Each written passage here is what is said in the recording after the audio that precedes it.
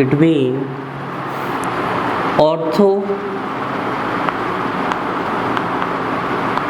and para nitrophenol, between ortho and para nitrophenol, which one is steam volatile, which one is steam volatile, which one is steam volatile.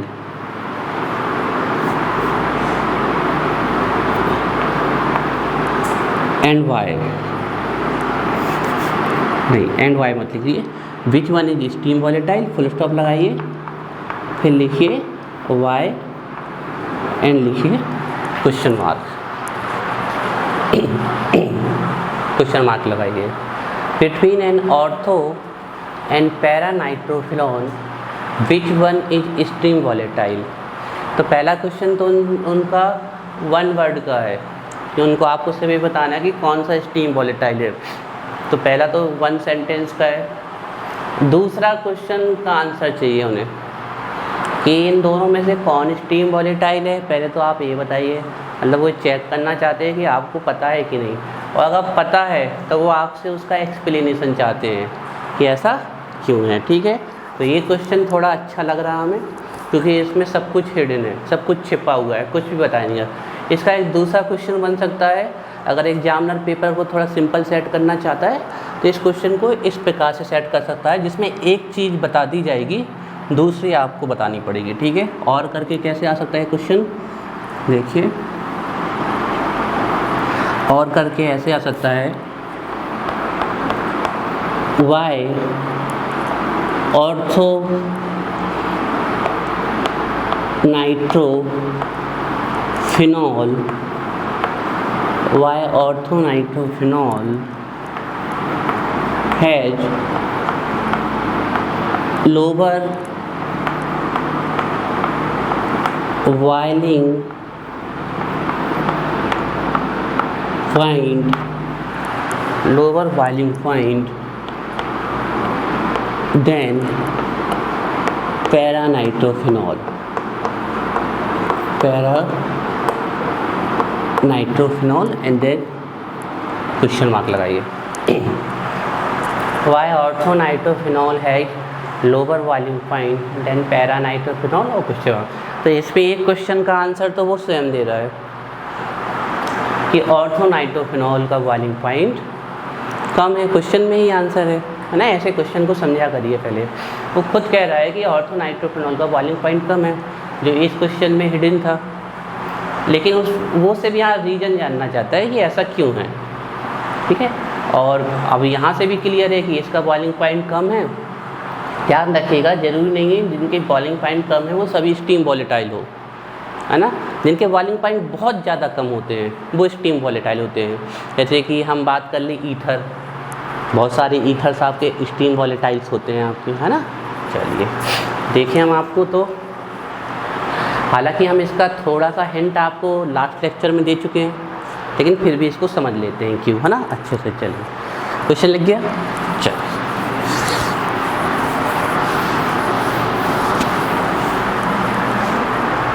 देखो समझना, पहले बात को समझ लेना फिर नोट करना।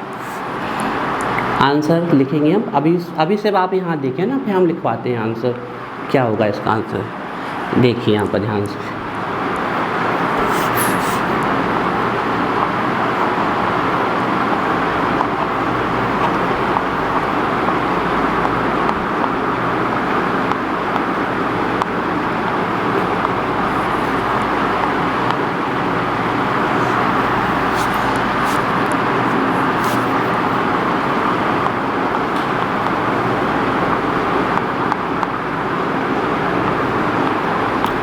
नाइट्रो ग्रुप को हमने ओपन करके लिख दिया यहाँ पर, ठीक है, क्योंकि इसकी तरफ से इलेक्ट्रॉन शिफ्ट हो रहे हैं तो इस पे पॉजिटिव चार्ज आएगा और इसकी तरफ जा रहे हैं तो इस पर नेगेटिव चार्ज आएगा, है ना, ध्यान रखिए। ये हो गया ऑर्थो नाइट्रोफिनॉल। ठीक है, 2-4 लाइन छोड़ के चाहें तो आप इस स्ट्रक्चर को या बना लीजिए, लैंग्वेज इसके नीचे लिख लीजिएगा। ठीक है, बना लीजिए। चलिए,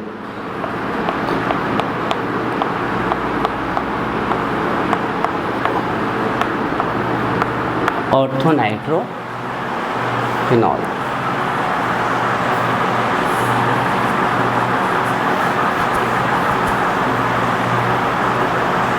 ठीक है, अब थोड़ा दूसरा देखते हैं यहाँ पर हम।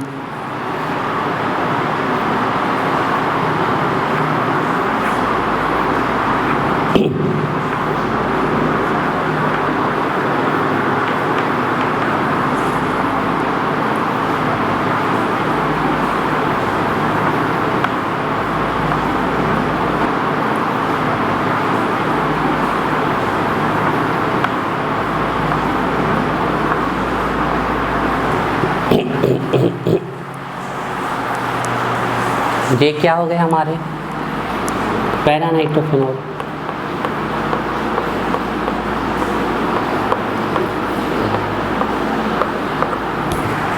पैरानाइट्रोफिनॉल। अच्छा, देखिए थोड़ा सा आपका अटेंशन चाहेंगे, पॉइंट बहुत लो है। किसी क्वेश्चन को इस प्रकार से पूछा गया है, Why orthonitrophenol has low boiling point, lower boiling point than paranitrophenol? अच्छा, 2 प्रकार की बॉन्डिंग होती है। बॉन्ड तो कई प्रकार के होते हैं, लेकिन हम बॉन्डिंग की बात कर रहे हैं। एक जो मॉलिक्यूल्स की स्वयं में होती है, that is called intramolecular hydrogen bonding, और एक मॉलिक्यूल जो दूसरे मॉलिक्यूल के साथ बॉन्डिंग करता है उसको बोलते हैं इंटरमॉलिक्यूलर हाइड्रोजन बॉन्डिंग। जैसे हम आपके लिए एग्जाम्पल्स के लिए लिखे, हमने लिखा HF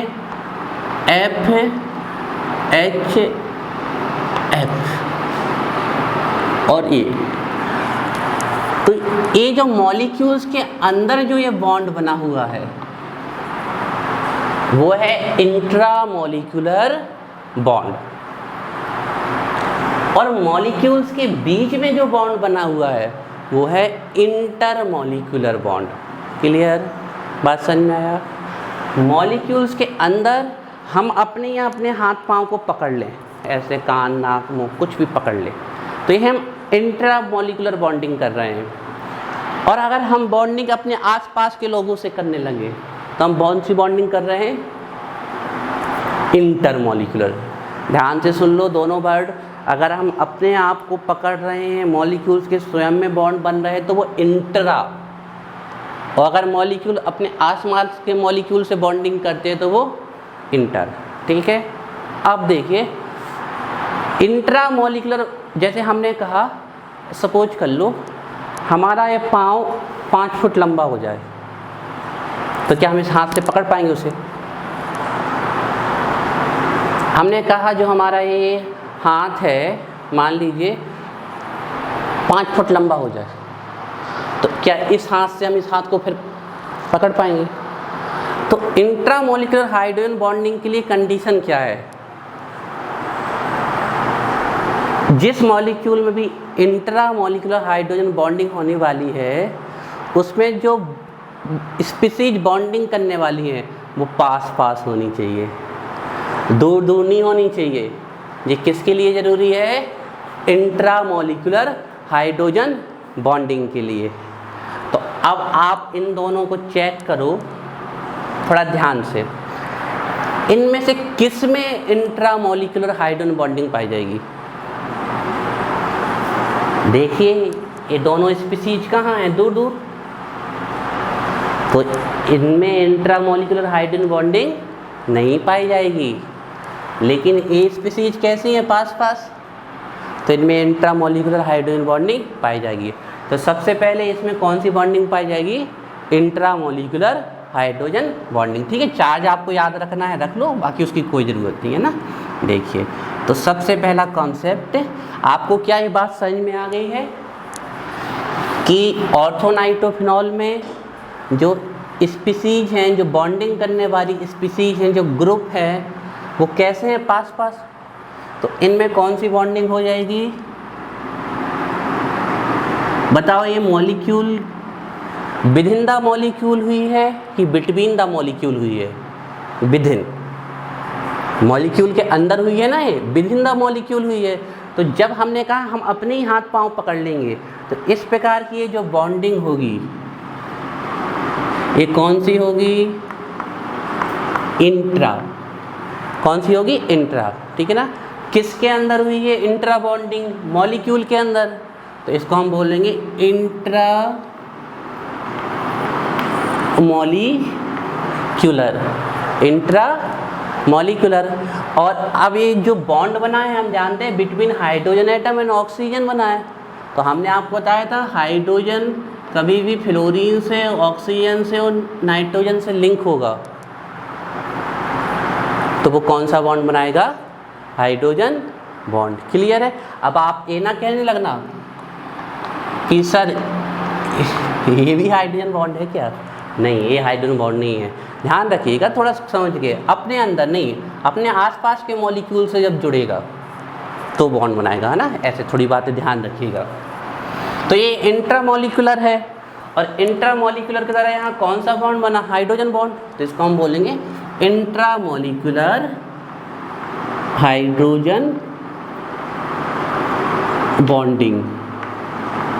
हाइड्रोजन बॉन्डिंग है ना, intramolecular hydrogen bonding. Intramolecular hydrogen bonding, इस बात को लिख लीजिए पहले, इंट्रामॉलिक्यूलर हाइड्रोजन बॉन्डिंग।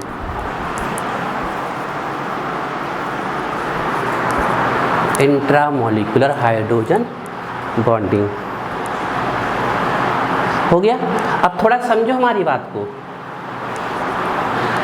समझो यहाँ हमारी बात को। एक बड़ा सा वेसल है, उसमें इसके बहुत सारे मॉलिक्यूल्स पड़े हुए हैं, बहुत सारे पड़े हुए हैं, ठीक है ना। तो आप ये बताइए क्या उनमें इंटरमॉलिक्यूलर हाइड्रोजन बॉन्डिंग पॉसिबल है? इन्हीं के मॉलिक्यूल्स पड़े हुए हैं?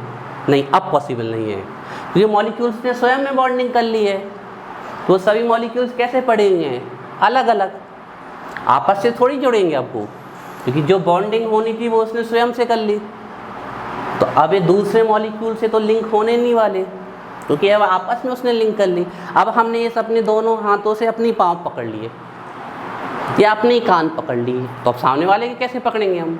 हमने अपने आप में बॉन्डिंग कर ली ना, तो अब हम अपने आप में बिजी हो गए। तो अब यही हाल इसका है, इसने अपने अंदर ही बॉन्डिंग कर ली। तो ऐसे जितने भी मॉलिक्यूल्स पड़े होंगे वो सब अपने अपने बॉन्डिंग करके पड़े होंगे मस्त, ठीक है।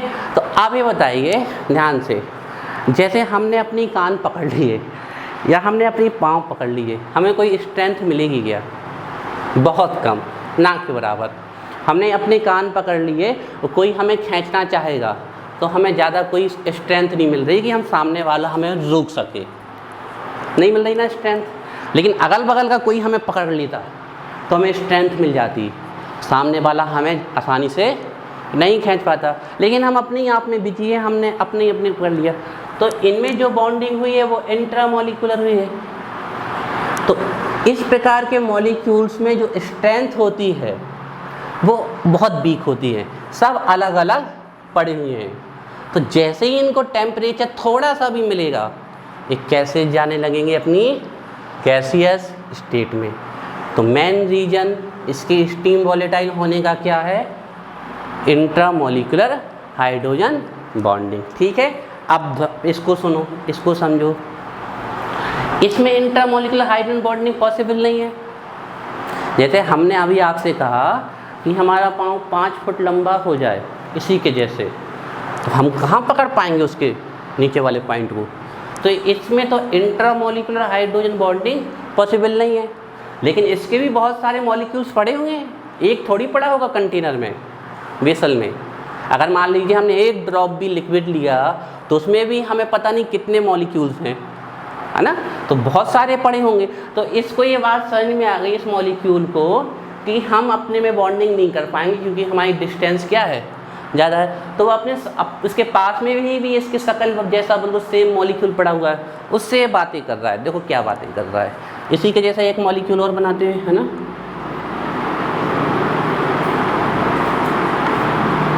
जी, उसी के जैसा मॉलिक्यूल बनाया। लेकिन देखो, लिखने से पहले एक बात समझ लो ध्यान से। अब इस मॉलिक्यूल को उल्टा बनाना, उल्टे से मतलब क्या, उसमें OH ग्रुप ऊपर था तो इसमें OH ग्रुप कहाँ बना दो, नीचे, क्लियर है। और NO2 ग्रुप कहाँ बना दो, ऊपर की तरफ, ऐसे।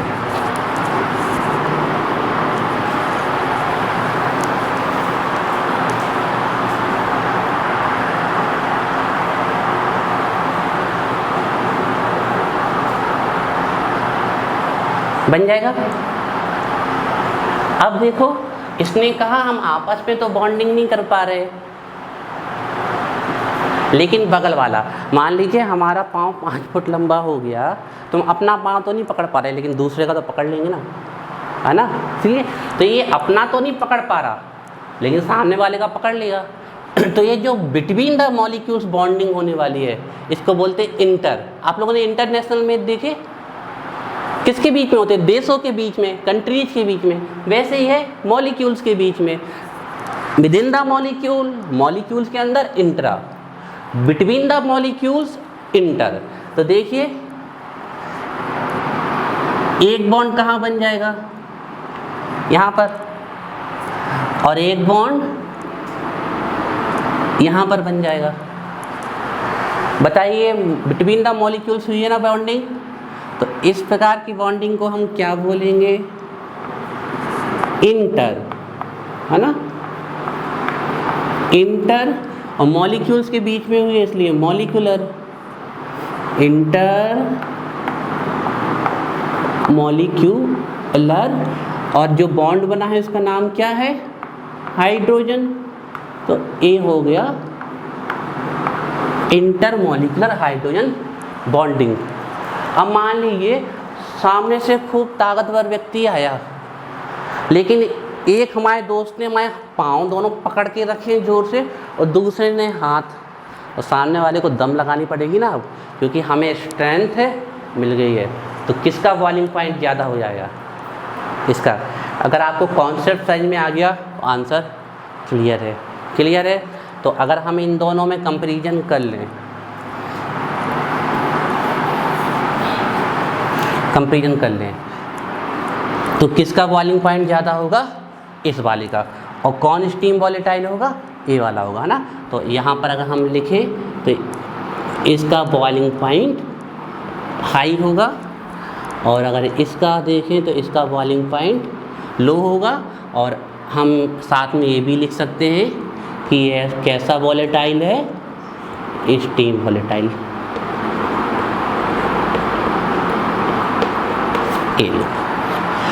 इतना नोट कर लो।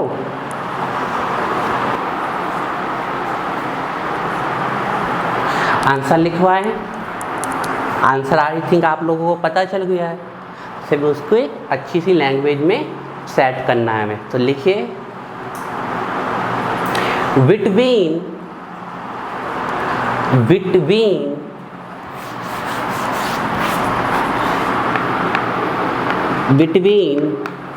Ortho and para, between ortho and para nitrophenol, para nitrophenol, between ortho and para nitrophenol, ortho nitrophenol, ortho nitrophenol, ortho nitrophenol has lower boiling point, has lower boiling point। Bracket में लिखिए, it is steam volatile, it is steam volatile, it is steam volatile. Between ortho and para-nitrophenol, ortho-nitrophenol has lower boiling point. Bracket में लिखिए, it is steam volatile. Then para-nitrophenol.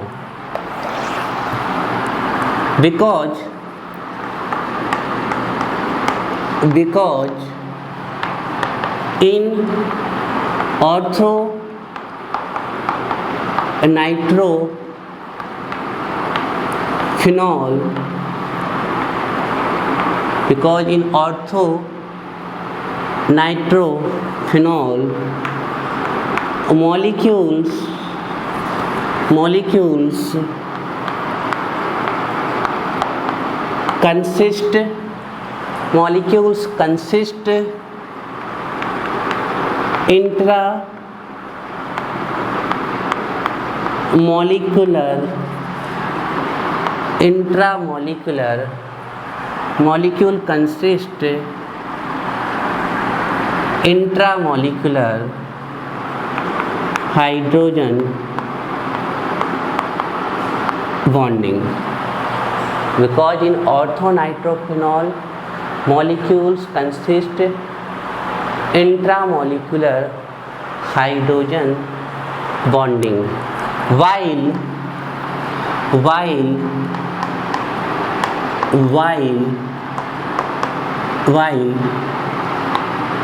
in case of para-nitrophenol, molecules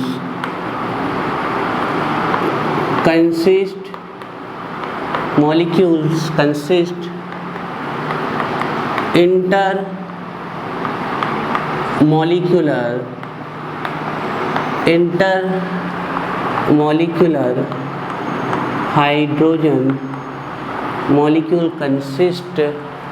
intermolecular hydrogen bonding, which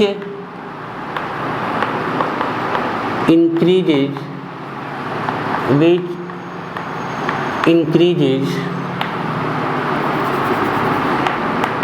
its boiling point.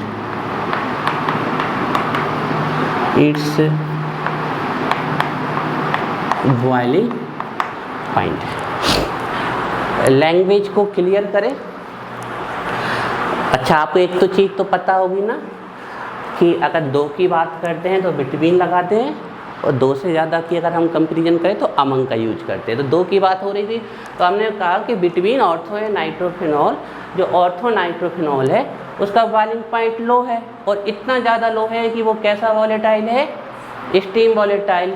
और ये किसके comparison में है, para nitrophenol के comparison में है। इसका रीजन ये है कि ऑर्थोनाइट्रोफिनॉल में कौन सी बॉन्डिंग है मॉलिक्यूल्स में, because in orthonitrophenol molecules consist रखते हैं कौन सी बॉन्डिंग, कंसिस्ट नहीं लिखा तो आप एक्वायर भी लग सकते थे, है ना, इंट्रामोलिकुलर हाइड्रोजन बॉन्डिंग। और हमने अभी एक्सप्लेन किया कि इंट्रामोलिकुलर हाइड्रोजन बॉन्डिंग से कोई बॉन्ड आपकी स्ट्रेंथ नहीं मिलेगी, जबकि वाइल इन केस ऑफ, किसकी केस में, इसके केस में, जो मॉलिक्यूल पैरानाइट्रोफिनॉल के केस में जो मॉलिक्यूल्स कौन से बॉन्डिंग कंसिस्ट करते हैं, इंटरमॉलिकुलर, तो उसको क्या मिल रही है, strength which increases it's boiling point. Language clear, concept clear. अगर आपको क्लियर है तो बड़े आसानी से याद हो जाएगा, है ना। देख लीजिए, फिर नेक्स्ट टॉपिक में चलते हैं। इसको रब कर दें हम।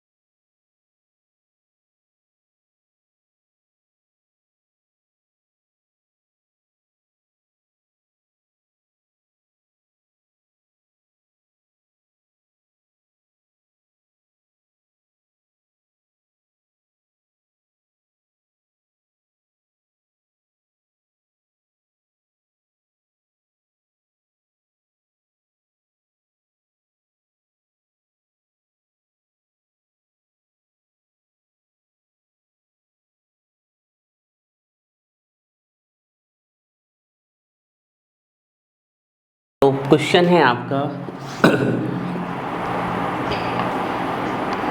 क्वेश्चन इंपॉर्टेंट वन में से है। क्वेश्चन है why haloarenes have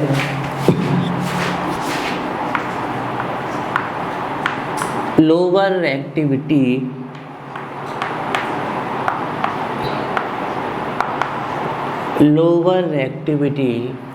why haloarenes have lower reactivity lesser reactivity जो आप लिखना चाहें why haloarenes have lower reactivity towards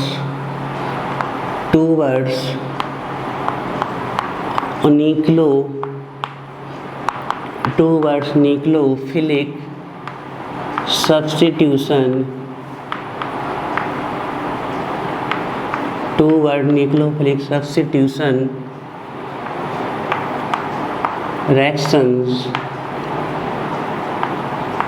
reactions then haloalkane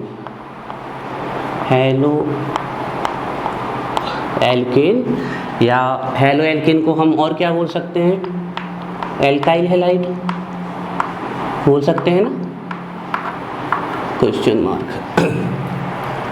Y haloarenes have lower reactivity towards nucleophilic substitution reactions than haloalkane alkyl halide.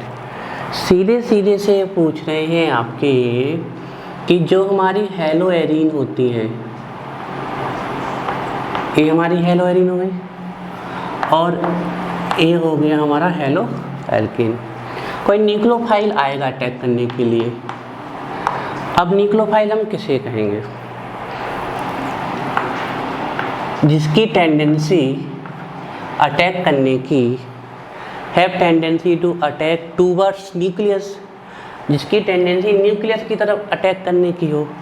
और जब हम nucleus की तरफ attack करने की बात करते हैं तो हमें पता है न्यूक्लियस में कौन सा चार्ज प्रेजेंट होता है, पॉजिटिव।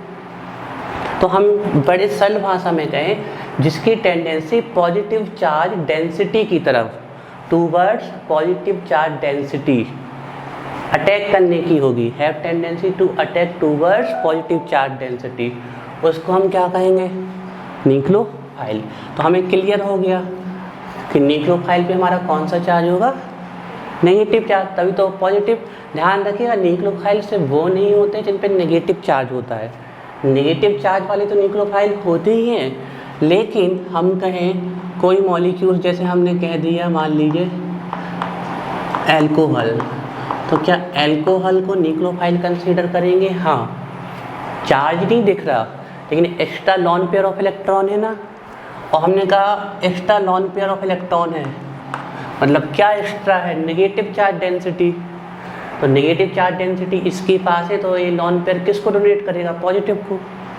तो आज से आप ध्यान रखिएगा, negative charge species and species having lone pair of electron called nucleophile. और किसे हम न्यूक्लियोफाइल किसकी तरफ अटैक करते हैं, टूवर्ड्स विच पॉजिटिव चार्ज डेंसिटी। तो अब हम अगर यहाँ आए तो हम ये कह रहे हैं कि जो ये न्यूक्लियोफाइल होता है, इक्लोफाइल, इसकी टेंडेंसी हेलोएल्केन से रिएक्ट करने की ज़्यादा है कंपेयर टू हेलोएरीन। क्वेश्चन में यही लिखा है, why haloarenes have lower reactivity towards nucleophilic substitution reaction. तो यहाँ से तो क्लियर हो गया कि जो भी रिएक्शन होने वाली है उसमें सब्स्टिट्यूशन होगा। सब्स्टिट्यूशन का सीधा सा मीन्स है जो कुछ निकलेगा उसके प्लेस पे दूसरा आ जाएगा। किसी एक के निकलने पर या जितने भी आपके निकल रहे हैं उनके प्लेस पे अगर दूसरी स्पीसीज आ जाए, atom, ions, molecule, group of atoms, compounds, ये आ जाए तो इसको हम बोलते हैं सब्स्टिट्यूशन, अदला बदली। एलिमिनेशन का मतलब होता है सिर्फ निकलना, एडिशन का मतलब होता है सिर्फ जुड़ना। लेकिन कोई एक स्पीसीज रिमूव हुई और उसके प्लेस पे दूसरी स्पीसीज आ गई। जब भी स्पीसीज बोले तो वो atom ions, group of atoms हो सकते हैं आपके, है ना, आयनिक स्पीसीज भी हो सकती है, न्यूट्रल स्पीसीज भी हो सकती हैं आपकी, ठीक है ना, इनको बोलेंगे हम। तो इस प्रोसेस को हम बोलते हैं सब्स्टिट्यूशन, ठीक है। तो हमारा क्वेश्चन ये है कि जो हैलोएरिन्स है इनकी न्यूक्लियोफिलिक सब्स्टिट्यूशन रिएक्शन के प्रति टूवर्ड्स न्यूक्लियोफिलिक सब्स्टिट्यूशन जो रिएक्टिविटी होती है, जो एक्टिविटी होती है, जो टेंडेंसी होती है, शब्दों को समझिए आप, क्लास 12th में है। ऐसा नहीं क्वेश्चन सीधे सीधे, आपको तो क्वेश्चन समझ में आना चाहिए, उसका पूरा बेसिक समझ में। सबसे ध्यान रखिएगा, क्लास 12th में आने के बाद आपको सिर्फ आंसर नहीं आना चाहिए, क्वेश्चन भी आना चाहिए। हमारी बात अगर आप लोग समझ पाए हो तो हम ये नहीं कह रहे हैं कि क्वेश्चन याद करना है, लेकिन क्वेश्चन को समझना भी एक कला है, आर्ट है। तो क्लास 12th में अगर आ गए तो आप, जरूरी नहीं है कि आपको बिल्कुल सीधा पका पकाया क्वेश्चन दे दे, समझना है आपको कैसा दे रहे हैं, है ना। कुछ क्वेश्चंस को वो जलेबी की तरह घुमा के भी देता है, सीधा होता है लेकिन उसको ऐसे राउंड राउंड कर देता है, तो उसको भी हमें समझना है। तो हैलोएरिन्स की रिएक्टिविटी कम है टूवर्ड्स न्यूक्लियोफिलिक और हैलोएल्केन की ज़्यादा है। इसी चीज़ को वो कह रहा है वाई। बस आपको आंसर में वो स्वयं बता रहा है, क्वेश्चन में वो स्वयं आंसर बता रहा है कि हैलोएरिन्स की रिएक्टिविटी कम है। उसने खुद ये बात बता दी, किससे? हैलोएल्केन से। लेकिन अब वो पूछ रहा है क्यों, ये एक्सप्लेन करो। एक क्वेश्चन ऐसे भी आ सकता था, between haloarene and haloalkane which one has lower activity towards nucleophilic substitution reaction, explain why. अब इस क्वेश्चन में उसने थोड़ा सा घुमाया। क्या घुमाया? उसने तो पहली बात ये बताया ही नहीं कि विच वन है, इसमें तो वो कम से कम बता रहा था कि हैलोएरिन्स की रिएक्टिविटी कम है ना। अगर बच्चा क्वेश्चन पकड़ के इतना भी लिखाएगा कि इसकी रिएक्टिविटी कम है, इसकी ज़्यादा, तो वो थोड़ा बहुत आधा एक नंबर देने की सोच सकता है। लेकिन दूसरे क्वेश्चन में उसने बिल्कुल हिंट नहीं दी, थोड़ा सा घुमाया। यही होती है आर्ट, कला। एग्जामिनर जो होते हैं, जो सेटिंग करते हैं पेपर्स की, वो ये सबसे ज़्यादा यही चेक करना चाहते हैं बच्चों का, कि बनती हुई चीज़ें अगर घुमा के दे दे तो क्या वो समझ पा रहे हैं कि नहीं। तो इस क्वेश्चन में एक आंसर तो मिल रहा है कि हैलोएरिन्स की रिएक्टिविटी लो है कंपेयर टू हैलोएल्केन। लेकिन जो दूसरा क्वेश्चन हमने बनाया कि between haloarene and haloalkane which one has lower reactivity towards nucleophilic, तो उसने ये भी नहीं बताया कि किसकी है। तो आपको बताना पड़ेगा कि हैलोएरिन की है, और फिर वो आगे लिखेगा एक्सप्लेन वाई, ऐसा क्यों। तो ये क्वेश्चन ज़्यादा बेटर तरीके से बन गया, है ना। समझ में आया? क्लियर है ये क्वेश्चन? अब हम इस बात को एक्सप्लेन कर देते हैं क्यों ये होता है। चलिए आंसर लिखते हैं। लिखिए, both haloalkane both haloalkane, answer में लिखेंगे हम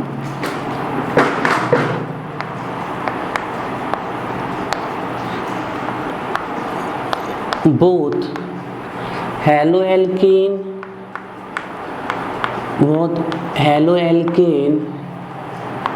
and haloarene are polar molecule. Both haloalkane and haloarine are polar molecule. Even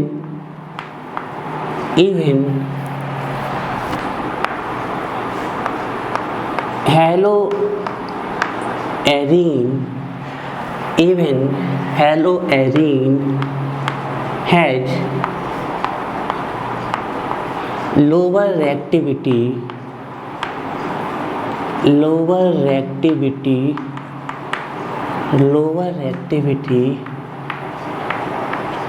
towards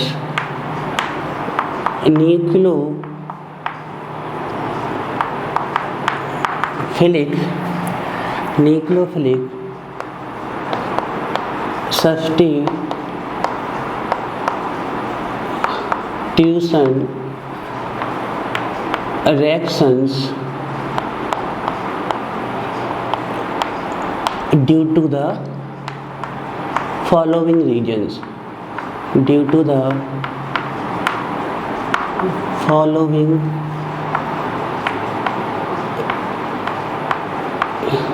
reasons. Due to the following reasons. Due to the following reasons. अब वो reason क्या है वो एक एक करके हम पढ़ते हैं। पहले हमने कुछ नहीं लिखा, हमने कहा ये दोनों ही पोलर हैं। हेलो एल्केन में भी पोलरिटी है, हेलोजन की इलेक्ट्रोनेगेटिविटी ज़्यादा है, इलेक्ट्रॉन को अपनी तरफ अट्रैक्ट करेगा, तो इसमें भी पोलरिटी है और आपके इसमें भी पोलरिटी है।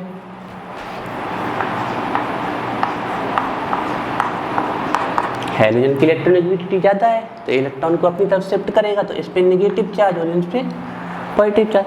हाँ, जब रिजोनेंस होता है तो वो एक अलग केस बनता है, इस पे पॉजिटिव आता है और ऑर्थो एंड पैरा पोजीशन पे कौन सी डेंसिटी आती है, नेगेटिव। लेकिन अभी न्यूक्लियोफिलिक की बात कर रहे हैं तो हम ऐसा केस समझेंगे। तो हमने कहा दोनों ही पोलर मॉलिक्यूल हैं, ए भी पोलर मॉलिक्यूल है और आपकी हेलोजन भी पोलर मॉलिक्यूल है, लेकिन दोनों के पोलर होने के बाद भी इसकी रिएक्टिविटी क्या है, कम है। किसके कंपैरिजन में, हेलो एल्केन के कंपैरिजन में। तो both haloarene and haloalkanes are polar molecule. फिर भी इवन हेलोएरीन्स है लोअर रिएक्टिविटी, लेसर रिएक्टिविटी, किसके द्वारा सब्स्टिट्यूट होने की, न्यूक्लियोफाइल के द्वारा सब्स्टिट्यूट होने की। इसके रीजन्स क्या हैं वो हम आपको अभी आगे बता रहे हैं, due to the following reasons. ठीक है, चलिए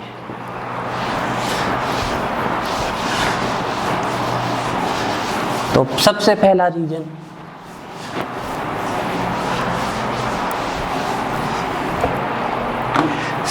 रीजन है, लिखिए, वेरी इंपॉर्टेंट,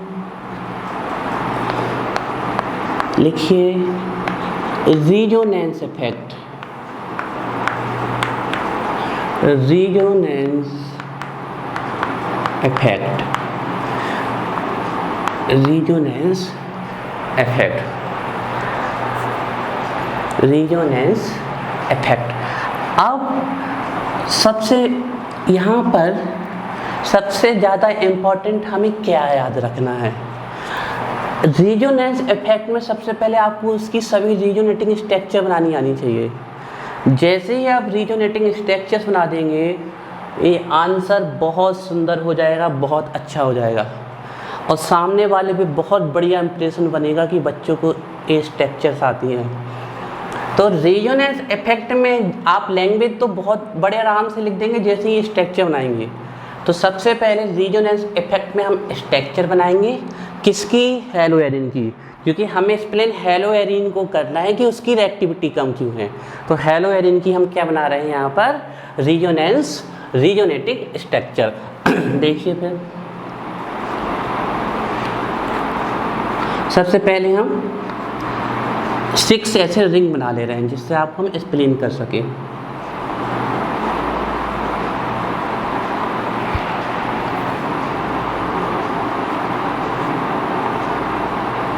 अच्छा, अभी भी हो सकता है कुछ बच्चों को इन स्ट्रक्चर को ड्रॉ करने में दिक्कत आ रही हो, तो ये कोई बड़ी बात नहीं है कि अभी दिक्कत आ रही है, आ सकती है भाई, प्रैक्टिस से ही होगा ना। प्रॉब्लम आना कोई बड़ी बात नहीं है, लेकिन प्रॉब्लम आने के बाद उसको छोड़ देना, इसको बड़ी बात तो नहीं लेकिन हम गलत बात कहेंगे। अच्छा, रिंग छोटी बड़ी बन गई तो आप उस पर ना देखिएगा, अपने हिसाब से अपना लीजिए। ये बना देते हैं, चलो थोड़ी।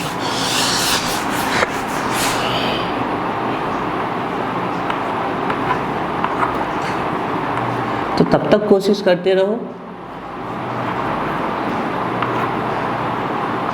जब तक आप उस चीज़ को सीख नहीं लेते। और कोशिश ये करो कि जब दूसरी बार कोशिश करो तो उसको पहली बार की तुलना में ज़्यादा मन से करो, और अगर ज़रूरत पड़े तो तीसरी बार भी करो, करते रहो। ठीक है, चलिए अब आप लोग ध्यान से देखेंगे। अगर बनती है आपसे, अच्छा ये जो हम साइन बना रहे हैं वो किसका बना रहे हैं? रेजोनेंस का, है ना, ध्यान रखिएगा। लास्ट वाले में हाइब्रिड बनने वाला है, इसलिए वहाँ नहीं कर रहे हैं। तो जिससे बनती है वो तो बनाए, लेकिन जिससे नहीं बनती है वो बड़े ध्यान से यहाँ देखिए, है ना। हेलो एरीन, आप यहाँ एक्स भी रख सकते हो या कोई हेलोजन भी रख सकते हो। क्यों बाहर? हम एक्स रख के भी बता सकते हैं या कोई हेलोजन, जैसे कि हम क्लोरोबेंजीन भी रख सकते हैं। ये हेलो एरीन तो है। कितने लॉन पेयर होते हैं हेलोजन पे? 3, 1, 2 और ये 3। अच्छा, अल्टरनेट क्रम में क्या होते हैं? Double bond, single bond, double bond and single bond, ये होते हैं अल्टरनेट क्रम में। क्या होगा? जहाँ हमें पता है जब भी आपका पाई बॉन्ड कंजुगेशन में आ जाता है, किसके साथ? लॉन पेयर के साथ, पॉजिटिव चार्ज के साथ, नेगेटिव चार्ज के साथ या फ्री रेडिकल के साथ, तो उसमें क्या चालू हो जाता है? Delocalisation. The process is called resonance. तो देखिए ये यहाँ lone pair, single bond, double bond, तो ये आपस में कैसे हो गए? कंजुगेशन में। तो ये लॉन पेयर यहाँ जाएगा, जैसे ही ये लॉन पेयर यहाँ पर गया तो यहाँ पर तो हो जाएगा डबल बॉन्ड, और इस डबल बॉन्ड के होने से कार्बन की वैलेंसी कितनी हो जाएगी? 5। तो ए वाला पाई बॉन्ड कहाँ डीलोकेलाइज हो जाएगा? यहाँ पर।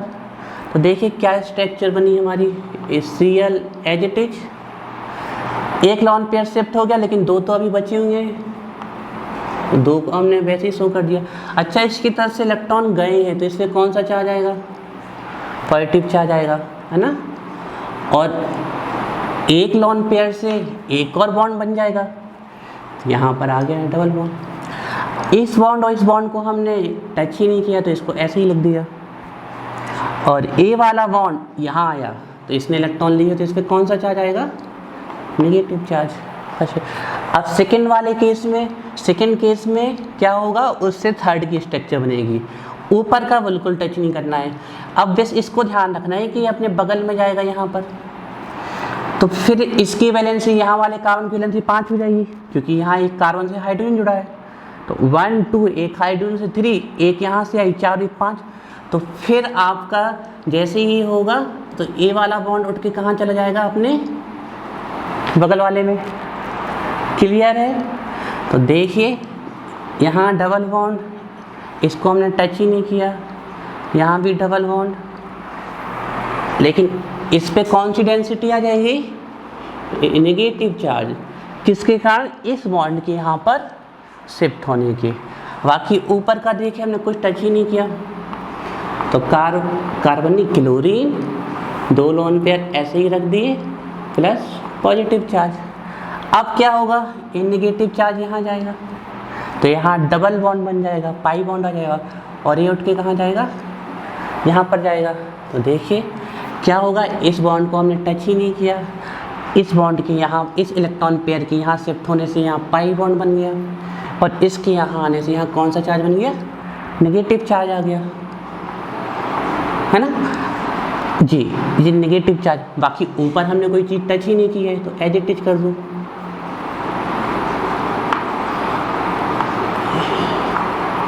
है ना, ध्यान से समझते रहिए। अब क्या होगा? ये लॉन पेयर उठ के यहाँ गया, और जैसे ही यहाँ जाएगा इस कार्बन की वैलेंसी फिर 5 हो जाएगी। तो ये जो इलेक्ट्रॉन पेयर स्टार्टिंग में क्लोरीन से आया था, जिससे यहाँ एक बॉन्ड बन गया था, वो वापस चला जाएगा। तो देखो इस बॉन्ड को हमने टच नहीं किया, वैसे ही है। इस वाले बॉन्ड को भी टच नहीं किया, वैसे ही है। ये वाला इलेक्ट्रॉन पेयर यहाँ गया तो यहाँ बॉन्ड बन गया। यहाँ से जो डबल बॉन्ड था वो वापस क्लोरीन पे चला गया, तो यहाँ क्या हो जाएगा? अब सिंगल बॉन्ड क्लोरीन, 1 और 2 2 लोन पेयर पहले से थे और एक और आ जाएगा इसके यहाँ से आने से, लेकिन अब इसका पॉजिटिव चार्ज हट जाएगा। यही तो रेजोनेंस कहलाता है। जब भी पाई बॉन्ड कंजुगेशन में आ जाता है, lone pair, negative charge, positive charge, free radical, तो वो डीलोकलाइज होने लगता है। इसी को तो कहते हैं रेजोनेंस। देखो ये पाई बॉन्ड पूरे रिंग्स में घूम चुके हैं। सबसे बढ़िया है कि हम पहली रिंग और रीजोनेटिंग स्ट्रक्चर्स की फाइनल रिंग देखें। देखो इसमें बॉन्ड यहाँ है, लेकिन इस वाले में आप चेक करो। अच्छा ऐसा देखना कि रिंग कैसे घूमेंगी। हम यहाँ बस देखेंगे, आप लोग वहाँ, इसमें ये बॉन्ड यहाँ पर है लेकिन फाइनल स्ट्रक्चर में यहाँ पर होगा, है कि नहीं। इसमें ये बॉन्ड यहाँ पर है लेकिन फाइनल स्ट्रक्चर में यहाँ होगा। इसमें ये बॉन्ड यहाँ पर है लेकिन फाइनल में यहाँ पर है ना, तो ये घूम गया ना रिंग में। इसी को तो बोलते हैं रेजोनेंस। अब इन सभी स्ट्रक्चर्स को मिला के, अच्छा जितने भी इन स्ट्रक्चर्स में रेजोनेंस हुआ है इनको हम क्या बोलते हैं, कैनोनिकल स्ट्रक्चर या फिर रेजोनेटिंग स्ट्रक्चर, यही बोलते हैं ना।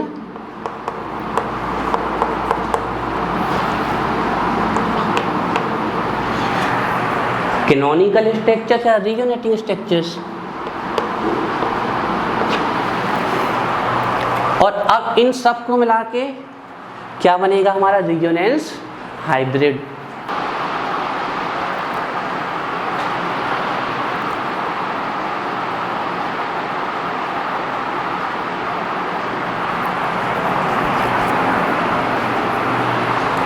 अब इन सभी रीजोनेटिंग स्ट्रक्चर्स को हम मिला देंगे तो हमारा क्या बन जाएगा, रेजोनेंस हाइब्रिड।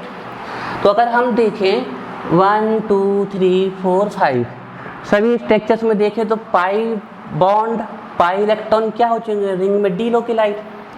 तो इसको ऐसे शो कर दें हम कि पूरी रिंग में हमारे पाई बॉन्ड क्या हो चुके हैं, डीलोकलाइज। अगर हम सभी स्ट्रक्चर्स को देखें तो 3 पोजीशन पे नेगेटिव चार्ज आया है। 2 तो ऑर्थो की है, देखिए यहाँ पर आया नेगेटिव चार्ज, और यहाँ तो ऑर्थो की पोजीशन, और एक किसकी है, पैरा की। तो 1 2 और 3, लेकिन ये चार्ज कैसा है, पार्शियल, तो इसको हम पार्शियल नेगेटिव चार्ज की से शो कर देते हैं। अच्छा अगर हम देखें तो फर्स्ट और सेकंड में, तो फर्स्ट एंड फिफ्थ स्ट्रक्चर में तो सिंगल बॉन्ड है, लेकिन second, third and fourth structure में क्या आया हुआ है, डबल बॉन्ड। तो इसका मतलब पक्का है कि एक बॉन्ड तो इसमें परमानेंट था, जो कि क्या था, हमारा single bond.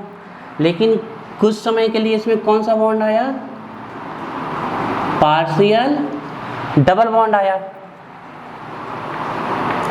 Partial double bond HCl हो गया।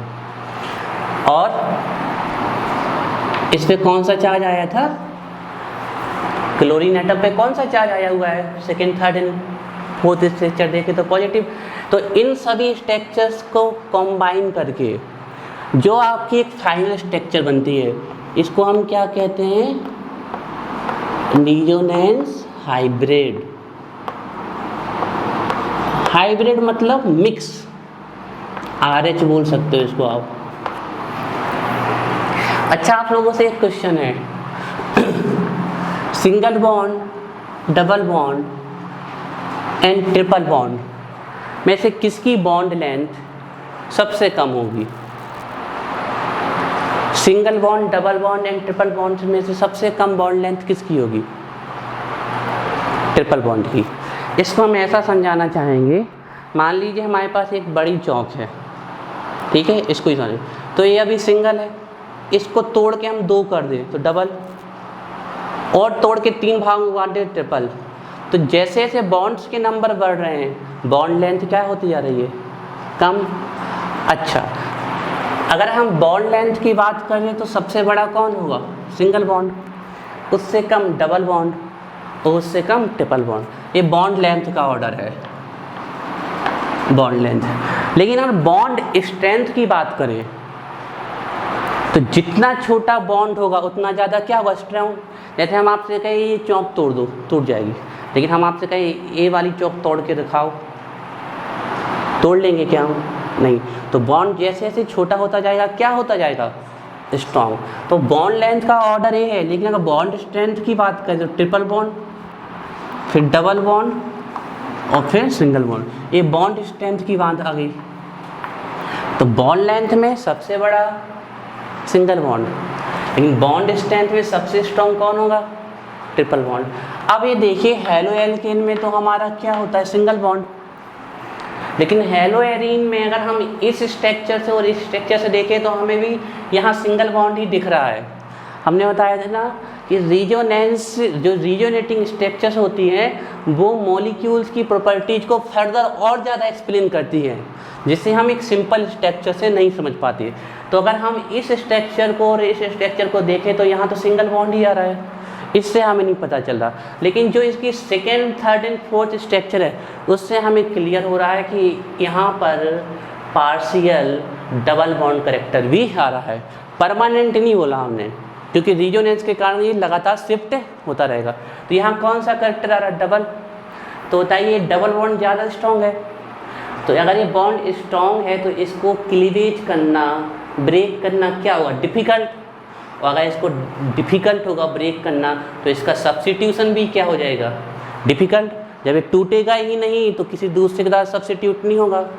तो पहला रीजन कि हेलो एरीन क्यों लेस रिएक्टिव होती है टूवर्ड्स न्यूक्लियोफिलिक सब्स्टिट्यूशन रिएक्शन, वो रीजोनेंस के द्वारा क्लियर होता है कि हेलो एल्केन में तो सिर्फ सिंगल बॉन्ड होते हैं, लेकिन हेलो एरीन में पार्शियल कौन सा कैरेक्टर आ रहा है? Double bond character. और जो डबल बॉन्ड होते हैं हमारे वो स्ट्रॉन्ग होते हैं कंपेयर टू सिंगल बॉन्ड। तो उनको ब्रेक करना क्या होगा? डिफ़िकल्ट। और अगर इनको तोड़ना डिफ़िकल्ट होगा तो सब्स्टिट्यूट करना भी क्या होगा? डिफ़िकल्ट। ये बात समझ में आई? स्ट्रक्चर बन गई पूरी। रीजोनेटिंग स्ट्रक्चर बनाने में कोई दिक्कत बन जाएगी सभी से। चलिए आप इन स्ट्रक्चर्स को थोड़ा नंबर दे दो, इसको फर्स्ट, इसको सेकेंड, ये थर्ड सीक्वेंस वाइज, थर्ड, फिर ये फोर्थ और फाइनली फिफ्थ। इन स्ट्रक्चर्स को नंबर दे दो।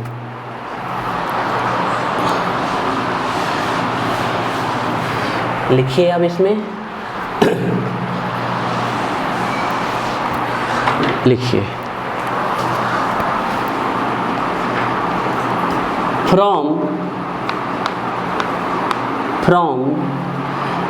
Second, third and fourth resonating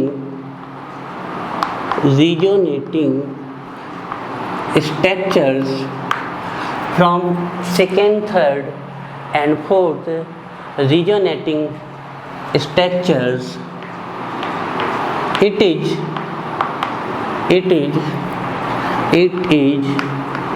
very much clear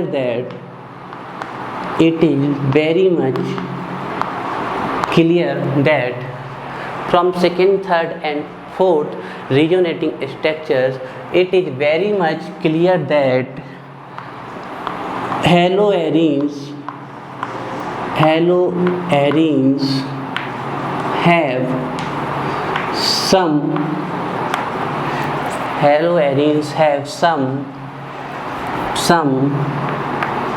partial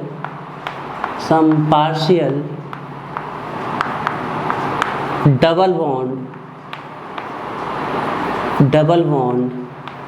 character,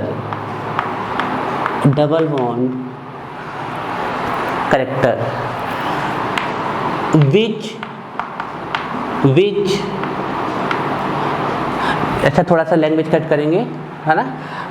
have some partial double bond character, थोड़ा सा लैंग्वेज करेक्ट करेंगे, बिटवीन CX। देखो समझो थोड़ा, हम इस बॉन्ड को CX भी लिख सकते हैं क्योंकि ये क्या है? हैलोजन। और अगर पर्टिकुलर की बात कर लें हम CX, और हमने यहाँ पर कौन सा लिए रखा है? CCl। इस बात में कोई दिक्कत तो नहीं है ना? CX बॉन्ड की बात कर रहे हैं, मतलब हम किसकी बात कर रहे हैं? CX। या पर्टिकुलर जो आपने एग्जाम्पल के रूप में लिया, हमने यहाँ CX में X को क्या लिखा है? Cl, है ना। Partial double bond character between CX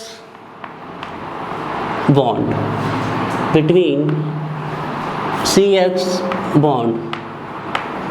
which makes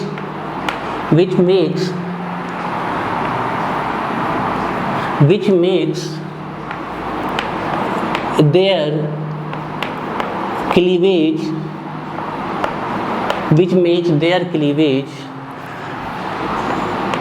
difficult,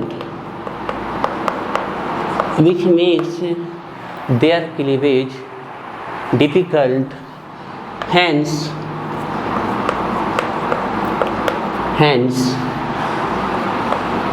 decreases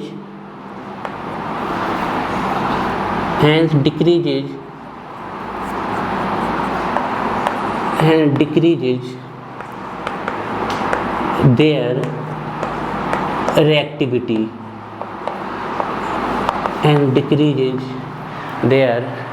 reactivity,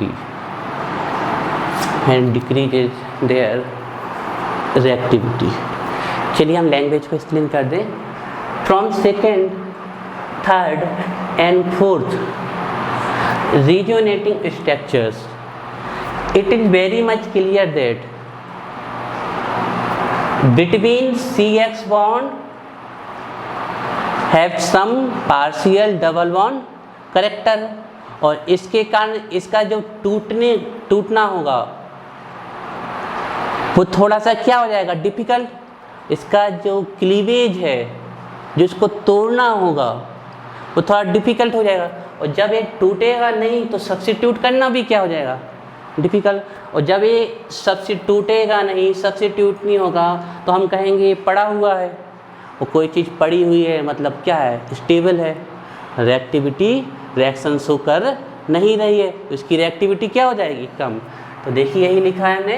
from second, third, fourth it is very much clear that haloarenes have some partial double bond character between CX bond which makes their cleavage difficult and decreases their reactivity. Clear है, बन जाएगी. फिर चलिए first reason हो गया.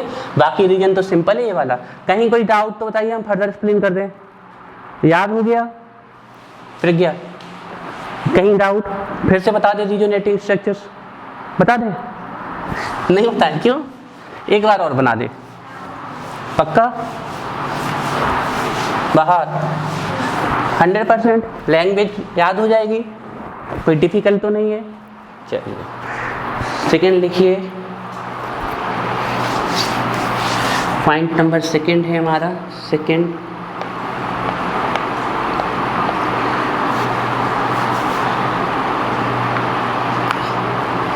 या लिख लीजिए. हाँ, सेकेंड पॉइंट लिख लीजिए. हाइब्रिडाइजेशन.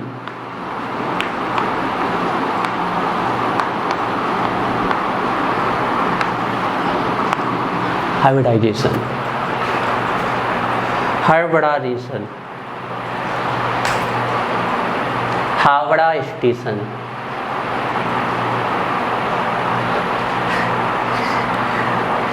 डाली की हेडिंग हाइब्रिडाइजेशन. ठीक है, देखो ध्यान से ना, इसकी लैंग्वेज भी बहुत सिंपल है. अब पर्टिकुलर Cl का एग्जाम्पल लेके कर देते हैं. ठीक है, ये क्या हो गए हमारे हेलो एल्केन.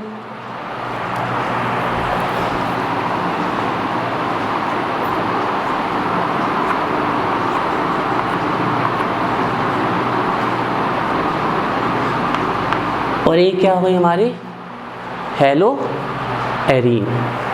ए हो गए हमारे हेलो एल्केन और वो हो गई हमारी हेलो एरीन. देखो बड़े ध्यान से, यहाँ ये कार्बन एटम शो कर दिया, CX बॉन्ड CCl बॉन्ड यहाँ शो ही है. अच्छा, अगर हम यहाँ देख लें तो 1 2 3 4 कितने सिग्मा बॉन्ड है, 4. तो यहाँ पर हाइब्रिडाइजेशन कौन सा है, sp3. और यहाँ देख लें तो 1 2 और 3 कितने सिग्मा बॉन्ड है, 2. तो यहाँ हाइब्रिडाइजेशन कौन सा हो गया, sp2 हो गया. अच्छा, थोड़ा ध्यान से देखना, ये तो हमारा हेलो एल्केन है ना, हेलो एल्केन. और ये क्या है हमारी हेलो एरीन. ठीक है. अच्छा, यहाँ देखो अभी ध्यान से, ए है हेलो एल्केन, वो है हेलो एरीन।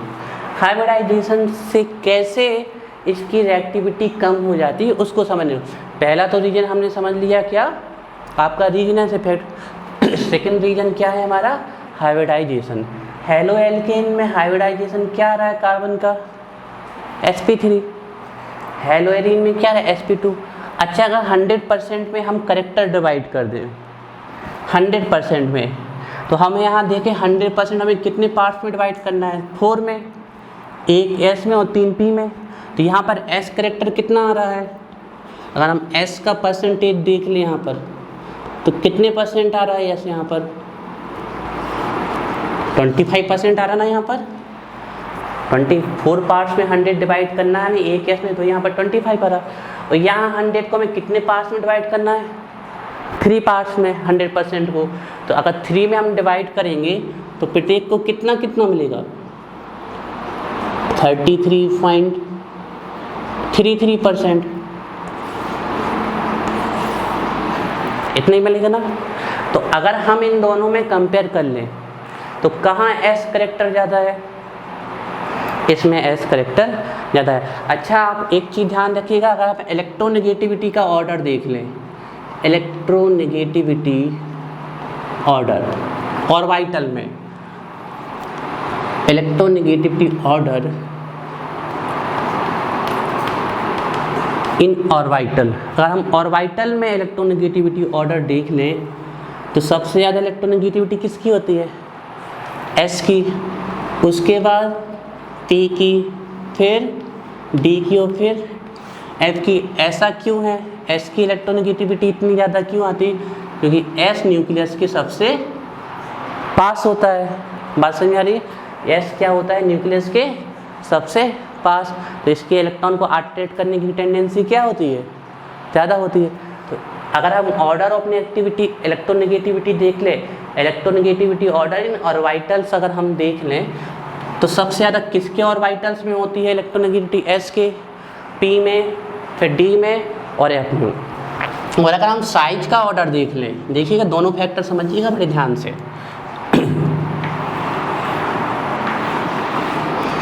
और अगर हम साइज का ऑर्डर देख लें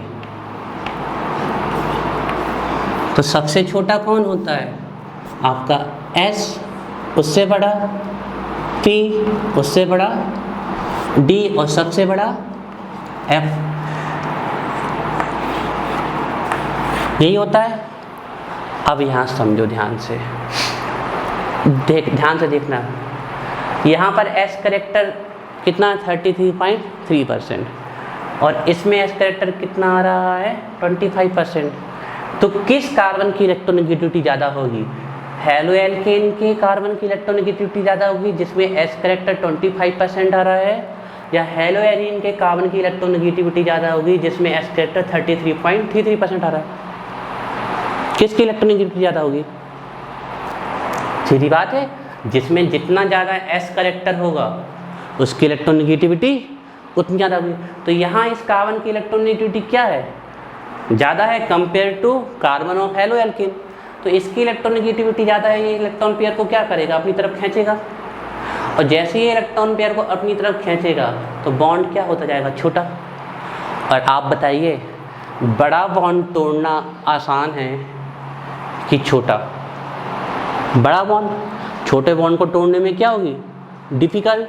तो क्योंकि हाइब्रिडाइजेशन से क्लियर हो रहा है कि इसके पास जो परसेंटेज ऑफ s करेक्टर होता है हेलो एरीन में कार्बन एटम का, जो आपके हेलोजन से लिंक है, वो 33.3% होता है और इसमें होता है 25%।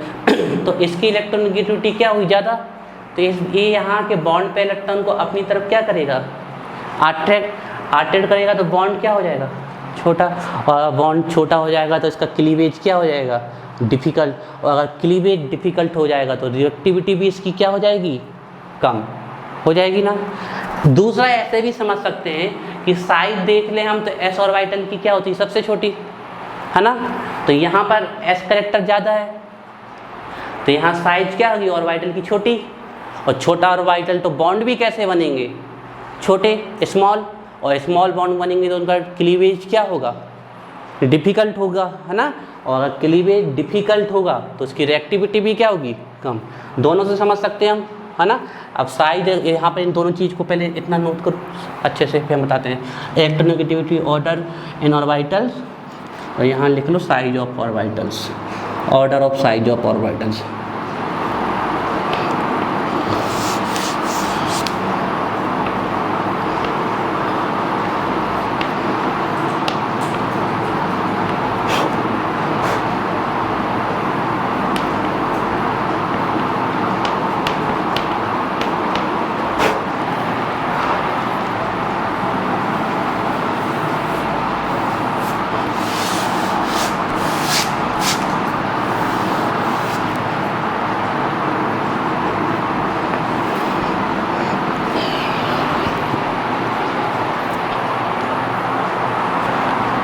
अच्छा, आप लोगों को इस चीज़ में दिक्कत तो नहीं हो रही कि सर एस तो सब सेल है, पी भी सब सेल है, डी भी सब सेल है। अरे नहीं, ये सब सेल है तो इसके पास एक ऑर्बिटल होता है ना। पी के पास कितने ऑर्बिटल्स होते हैं, 3, डी के पास 5 ऑर्बिटल, और एफ के पास 7 ऑर्बिटल्स होते हैं। जल्दी से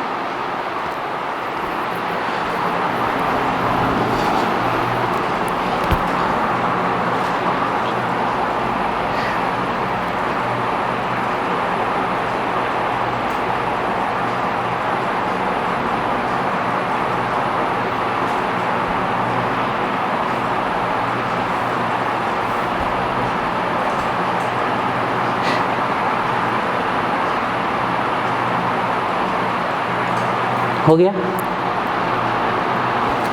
तो देखो हम आपको डेटा बता रहे हैं सीधे से, इसको याद कर लेना है डेटा को। एक्सपेरिमेंटल साइज बता रहे हैं हम आपको। देखिए यहाँ ये जो बॉन्ड है एक्सपेरिमेंटल, इसकी साइज हम बता रहे हैं। इसकी साइज होती है आपकी 177 पिकोमीटर। कितनी होती है, 177 पिकोमीटर।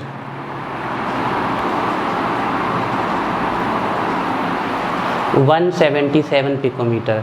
और यहाँ जो बॉन्ड है इसकी एक्सपेरिमेंटल साइज बता रहे हैं हम। इसकी साइज होती है आपकी, एक्सपेरिमेंटल बता रहे हैं 169 पिकोमीटर। याद कर लेंगे, बहुत बढ़िया रहेगा आपके लिए। 169 पिकोमीटर।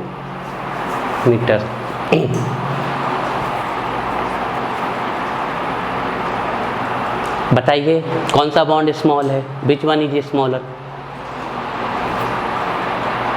और इसके पीछे रीजन हम पढ़ चुके हैं। तो जो बॉन्ड स्मॉल है उसको क्लीवेज करना, ब्रेक करना क्या होगा, डिफ़िकल्ट। और अगर डिफ़िकल्ट होगा तो रिएक्टिविटी भी क्या होगी, डिफ़िकल्ट। और रिएक्टिविटी भी डिफ़िकल्ट होगी तो उसको सब्स्टिट्यूट करना भी क्या हो जाएगा, डिफ़िकल्ट।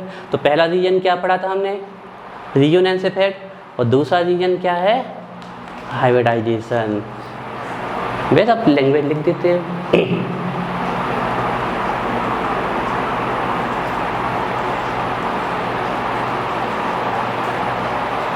हो गया, अब लैंग्वेज लिखें। इतना लिख गया।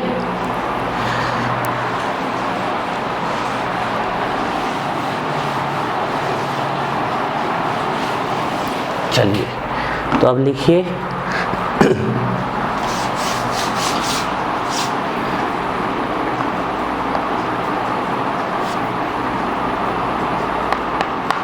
इन हेलोएरीन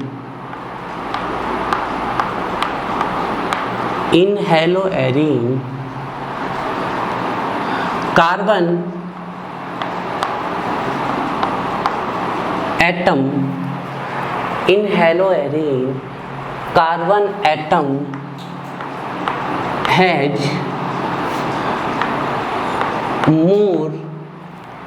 more S करेक्टर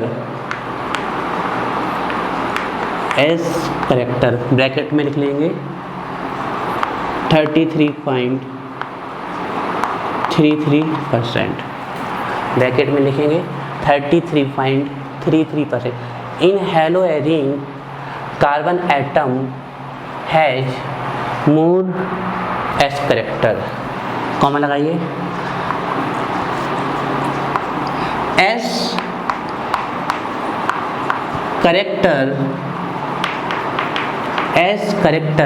इसको रब कर दे इस वाली चीज़ को, या इसको लिख लिया हो तो इसको रब कर दे, यही कर देते, ठीक है ना। चलिए,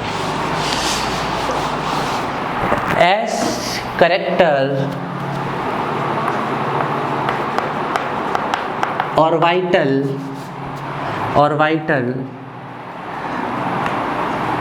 एस करेक्टर और वाइटल्स आर, और वाइटल्स कर लो, एस करेक्टर और vitals are small in size, S character और vitals are small in size, have high electronegativity, have S character और vitals are small in size, इसका थोड़ा सा language cut करना, are small in size and have high electro negativity, and have high electro negativity, comma लगाइए, फिर लिखिए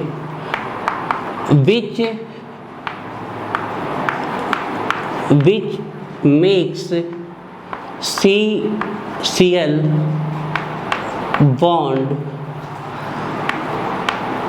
smaller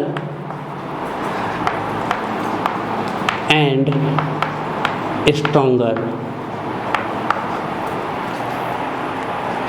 which makes CCl bond smaller and stronger,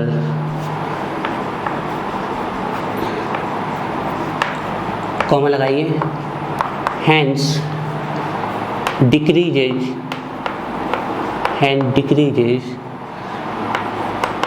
their reactivity,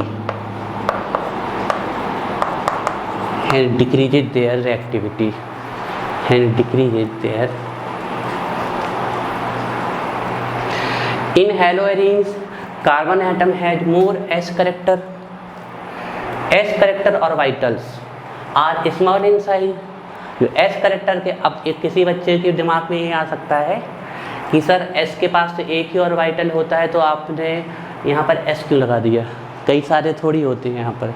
तो हम किसी सिर्फ एक एस की बात नहीं कर रहे हैं, जितने भी एस करेक्टर वाले होंगे और वाइटल्स वो सभी कैसे होंगे, साइज में स्मॉल होंगे, है ना, जितने भी होंगे। तो एस करेक्टर के जो ऑर्बिटल्स होते हैं आर स्मॉल इन साइज, और स्मॉल इन साइज में होंगे तो उनकी इलेक्ट्रोनेगेटिविटी भी क्या होगी, ज़्यादा।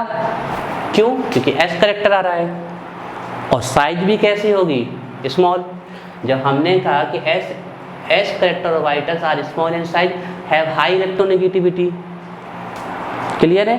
जितना ज़्यादा एस करेक्टर होगा तो साइज में क्या होगा, उतना ही छोटा हो, उसकी इलेक्ट्रोनेगेटिविटी क्या होगी, उतनी। और जितनी ही ज़्यादा इलेक्ट्रोनेगेटिविटी होती जाएगी, बॉन्ड क्या होता जाएगा, स्मॉलर, और छोटा बॉन्ड होता जाएगा और स्ट्रॉन्ग होता जाएगा, तो उसका क्लीवेज क्या होगा, डिफिकल्ट। इसलिए उसकी रिएक्टिविटी को क्या कर देता है, देखिए, एंड डिक्रीज देयर रिएक्टिविटी बन जाएगा। क्लियर है, दो रीजन क्लियर है इसके, कहीं कोई डाउट तो पूछ लीजिए। आप यहाँ से देख सकते हो, in haloarene CCl bond has more S character 33.33%, S character orbitals have high electronegativity, electronegativity क्या होती है, हाई होती है, which makes CCl bond smaller stronger and decrease their reactivity. आप ऐसे भी लिख सकते हैं, decrease their reactivity towards nucleophilic substitution reaction, बन जाएंगे दो कारण। चलिए थर्ड वन देखते हैं, लास्ट।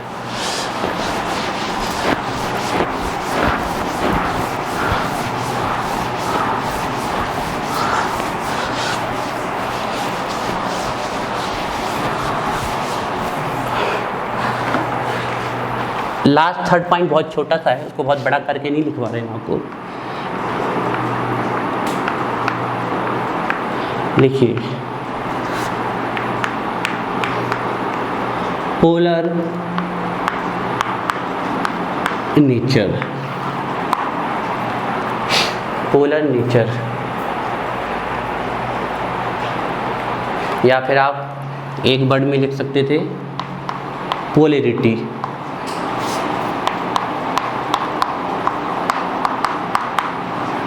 ऐसे भी आप लिख सकते थे पोलर नेचर या फिर पोलैरिटी। अच्छा, आप एक चीज़ बताइए, कोई मॉलिक्यूल्स पोलर है या नॉन पोलर है, उसको हम देख के भी बता सकते हैं और एक्सपेरिमेंटली भी बताया जाता है। जैसे हमसे कोई कह दे H2 और HCl में कौन पोलर है, तो हमें क्लियर दिख रहा है यहाँ तो इलेक्ट्रोनेगेटिविटी सेम है, तो इलेक्ट्रॉन किसी भी तरफ शिफ्ट नहीं होंगे, तो ये तो नॉन पोलर हो गया। लेकिन इसकी इलेक्ट्रोनेगेटिविटी ज़्यादा है, तो इलेक्ट्रॉन इस तरफ शिफ्ट होंगे, तो इस पर नेगेटिव, और इस पे कौन सा चार्ज आएगा, तो ये पोलर है। हम ऐसे देख के ही बता सकते हैं। लेकिन हम ये देख के तो बता सकते हैं कि कौन मॉलिक्यूल्स पोलर है, कौन नॉन पोलर है, लेकिन एक्सपेरिमेंटली कैसे पता, हम इतना तो बता सकते हैं, जैसे हम आपसे कह दें ये वाला, और दूसरा हम आपसे कह दें ये वाला, दोनों ही मॉलिक्यूल्स में पोलैरिटी होगी, तो हम कहेंगे ए भी पोलर है, ए भी पोलर है। तो पोलर तो हम देख के बता सकते हैं, लेकिन ज़्यादा पोलर कौन है ये कैसे बताएं, पोलर है कि नॉन पोलर है वो भी हम बता सकते हैं। जैसे इसको देख के बता रहे हैं कि नॉन पोलर है, पोलर है। इसमें दिख रहा है कि कार्बन और हेलोजन है, तो हेलोजन की इलेक्ट्रोनेगेटिविटी ज़्यादा होता है, तो इलेक्ट्रॉन पेयर को अट्रैक्ट करेगा, तो हमें ये पता चल गया दोनों ही पोलर है। लेकिन ज़्यादा पोलर है, अब ये कैसे पता चले हमें, तो इसके लिए एक्सपेरिमेंटली किसका डिटर्मिनेशन किया जाता है, डाइपोल मूवमेंट। और डाइपोल मूवमेंट की यूनिट क्या होती है, डिवाई। याद है आप लोगों, याद रखा करिए, यूनिट पूछ जाती है, डिवाई होती है डाइपोल मूवमेंट। अच्छा, हम थोड़ा सा अगर दिमाग लगाते तो हम बिना वैल्यू के ही बता सकते थे। यहाँ पर हाइब्रिडाइजेशन कौन सा आना है, sp2, और यहाँ पर हाइब्रिडाइजेशन कौन सा आना है, sp3। अब बता दो ज़्यादा पोलर कौन होगा, sp2 वाला ज़्यादा पोलर होगा। अब यही तो कन्फ्यूजन हो जाता है।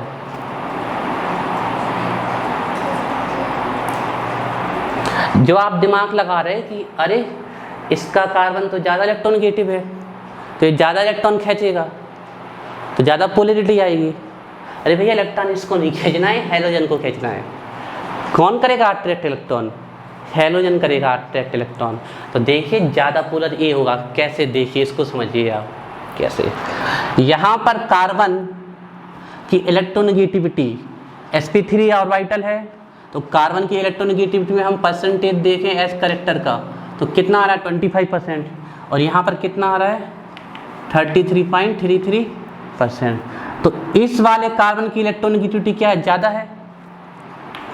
इस कार्बन की जो इलेक्ट्रोनेगेटिविटी है वो क्या है, हमारी हाई है, ज़्यादा है। और इस कार्बन की अगर हम इलेक्ट्रोनेगेटिविटी देखें तो इस वाले कार्बन से क्या है, कंपेयर करें अगर हम, तो इस कार्बन से क्या है, कम। अब ये देखो, ए वाला कार्बन बड़ी आसानी से इलेक्ट्रॉन इसको दे देगा, हेलोजन को, और बड़ी आसानी से इलेक्ट्रॉन इसको दे देगा, तो यहाँ पर निगेटिव और यहाँ कौन सा, पॉजिटिव, बढ़िया पोल बन जाएंगे।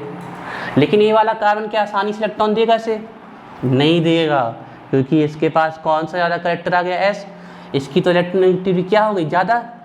अब इसकी इलेक्ट्रोनेगेटिविटी ज़्यादा है, हेलोजन की तो ज़्यादा होती है, तो ये तो अपनी तरफ अट्रैक्ट करने की कोशिश करेगा, लेकिन ये देने की कोशिश कम करेगा, क्योंकि इसकी भी टेंडेंसी क्या हो गई आपकी, इलेक्ट्रॉन को अपनी तरफ अट्रैक्ट करने की। तो यहाँ पर ये कार्बन आसानी से इलेक्ट्रॉन इसकी तरफ शिफ्ट नहीं होने देगा, तो इसमें पोलैरिटी क्या आएगी, कम, और इसमें ज़्यादा। तो जो जितना ज़्यादा पोलर मॉलिक्यूल होगा वो उतना ज़्यादा रिएक्टिव होता है, और जो जितना कम पोलर होगा उतना कम आपका रिएक्टिव होता है। हम कहते हैं वो उतना ज़्यादा क्या होता है, आपका स्टेबल होता है। आ रही है बात समझ में, फिर से सुन लो, जो जितना ज़्यादा पोलर होगा उसकी रिएक्टिविटी उतनी ज़्यादा होगी। आप जानते हो कि आयनिक स्पीशीज सबसे ज़्यादा, अगर आपसे पूछे कि सबसे ज़्यादा रिएक्टिविटी किसकी होती है, तो आयनिक स्पीशीज की। सबसे फास्ट रिएक्शंस कौन सी होती हैं, कभी भी कोई पूछ ले, आयनिक रिएक्शंस। सेकंड में नहीं, माइक्रो पिको सेकेंड्स में, पता भी नहीं चलेगा कब रिएक्शंस हो गई। है ना, सबसे ज़्यादा। तो जितना ज़्यादा पोलर बनेगा ये उतना ज़्यादा ये चार्ज आएगा, और जितना ज़्यादा चार्ज आएगा उतनी ज़्यादा क्या होगी, रिएक्टिविटी होगी। तो इसमें पोलर नेचर ज़्यादा आ रहा है तो इसकी रिएक्टिविटी ज़्यादा, और इसमें कम तो इसकी रिएक्टिविटी क्या होगी, कम होगी। और अगर रिएक्टिविटी कम होगी तो सब्स्टिट्यूशन भी क्या होगा, डिफ़िकल्ट होगा, है ना। तो देखिए पोलर नेचर में हमें क्या है, 11th का रिवाइज बिल्कुल नहीं किया गर्मियों में तुम लोगों ने, है ना, नहीं किया ना। देखो ध्यान से यहाँ पर पहले ये है हमारा हेलो एल्कीन,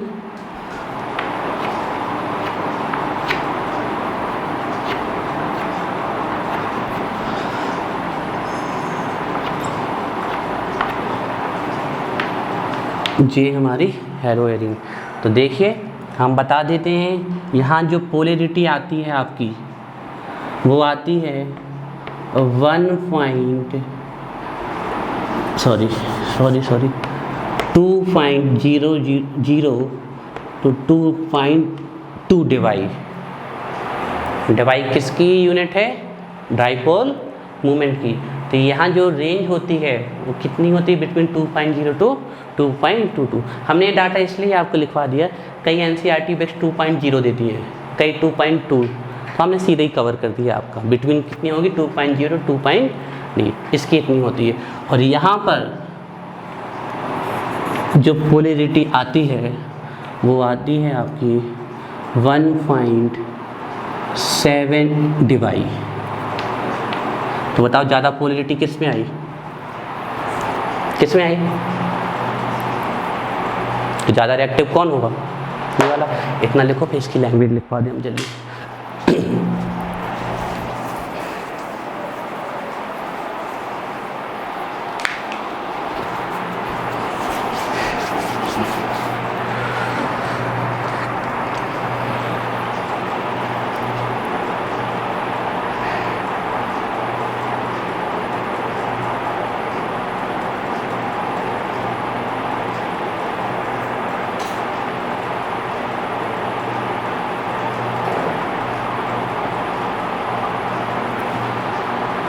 हो गया।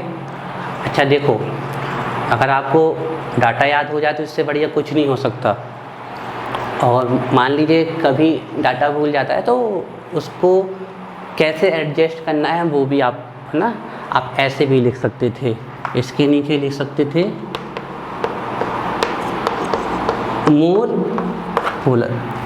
और ये कैसा है, एडजस्ट करना आना चाहिए। जैसे हमें कभी भी डाटा भूल जाए तो उसके लिए हमें एडजस्ट करना आना चाहिए। ये मोर पोलर है, हम यहाँ पर कौन सा करेक्टर शो कर सकते थे, कौन सा हाइब्रिडाइजेशन, sp3, जिसमें परसेंटेज ऑफ s कितना है 25। और यहाँ पर अगर हम देखें तो कौन सा हाइब्रिडाइजेशन शो कर सकते हैं, हम शो क्या कर सकते हैं, होते ही है, कौन सा होता है sp2। और अगर इसमें परसेंटेज ऑफ s करेक्टर देख लें तो कितना आता है 33.33%।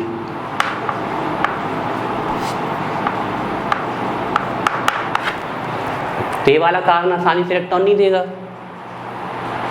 तो इसकी पोलैरिटी कम आ गई। आप ऐसे भी कवर कर सकते हैं, ध्यान रखिएगा। तो कब डेटा याद हो जाए तो बहुत बढ़िया है, पर अगर नहीं होता है याद तो चीज़ें कवर करनी आनी चाहिए हमें। और मान लीजिए कभी डाउट हो रहा है कि इतना था उतना था, तो रेंज लिख दिया करो, इतने से इतना, चीज़ें एडजस्ट करना आनी चाहिए हमें, है ना। चलिए इसमें लैंग्वेज लिख लीजिए, फिर आपका ये टॉपिक भी ख़त्म। लिखिए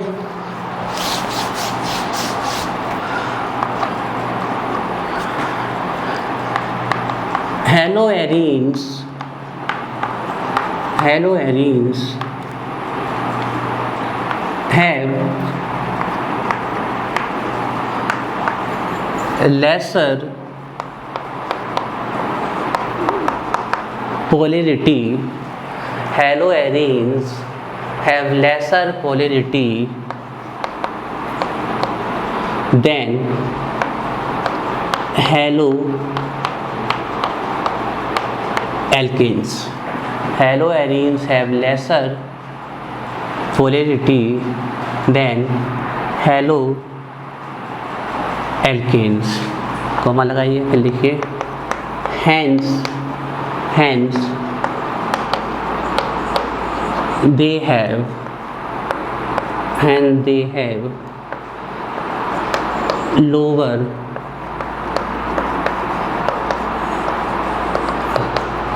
reactivity, and they have lower reactivity.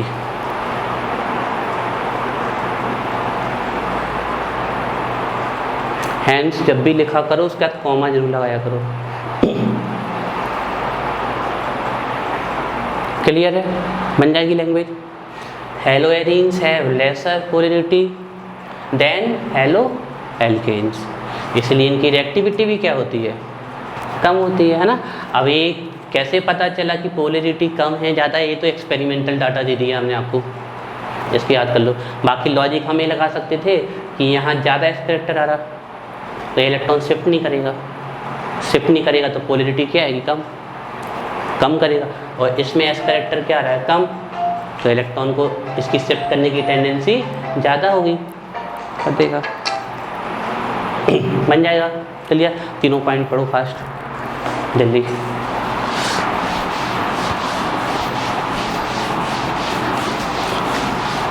आपके दो बहुत ही अच्छे क्वेश्चन तैयार हो गए, एक वो स्टीम वॉलेटाइल वाला और एक ये वाला। आज हमें आपको न्यूक्लियोफिलिक सब्स्टिट्यूशन रिएक्शन की मैकेनिज्म करानी थी और अब इसलिए नहीं करा रहे, 10-15 मिनट में हो नहीं पाएगी वो, कल डिटेल से पढ़ाएंगे उसे पूरा, कल ख़त्म हो जाएगी वो।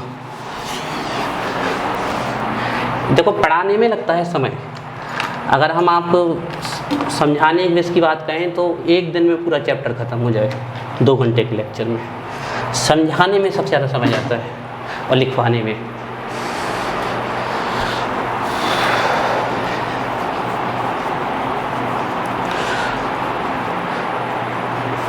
पढ़ो और कहीं कोई दिक्कत आ रही हो तो बताओ फर्स्ट।